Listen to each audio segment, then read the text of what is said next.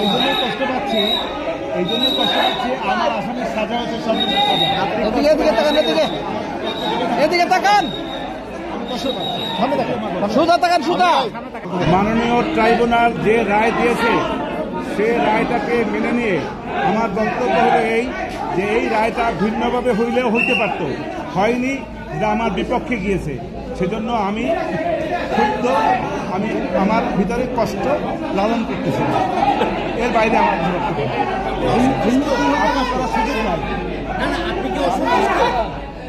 আমি তো কষ্ট পাচ্ছি, আপনার মুখে হাসি দেখা যাচ্ছে। আমার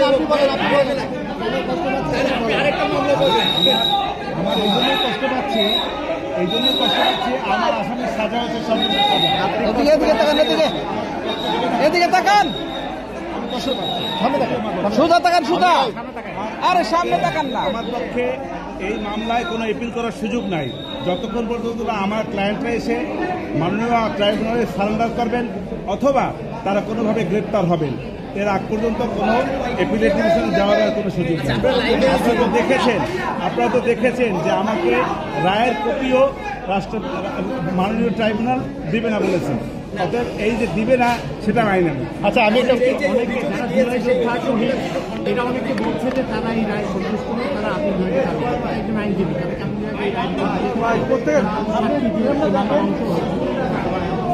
কার বিরুদ্ধে যাবে? যেতে পারে শুধু ইয়ের বিরুদ্ধে, চৌধুরী আব্দুল মান্নান। তারা কি যেতে পারে? যারা তাদের পক্ষে মামলা করেছে তারা যেতে পারবে, তারা তাদেরকে বলতে পারবে যাওয়ার জন্য। আচ্ছা, আপনি তো অনেকগুলো যুক্তি তুলে ধরেছেন এই মামলায়। আমার যুক্তিতর্ক ন্যায়নি কথা বলবো না, আমার যুক্তিতর্ক তো ওনারা নিয়েছেন, অনেক কিছু তো নিয়েছেন। নেওয়ার ফলে মাননীয় ট্রাইব্যুনালের কাছে মনে হয়েছে আমার যুক্তির চাইতে ওনাদের যুক্তি আরো বেশি স্ট্রং, সেটা মনে করে তারা সেইভাবে রায় দিয়েছেন। অথবা আমারটা ন্যায় নেই, এটা আমি বলবো। আপনি যে সমস্ত যুক্তি দিয়েছেন,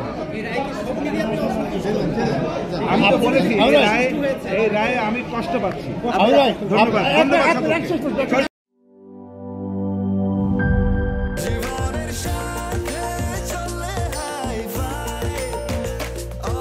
স্বাস্থ্যকর অল টাইম, সব সময় অল টাইম হেলদি লাইফ।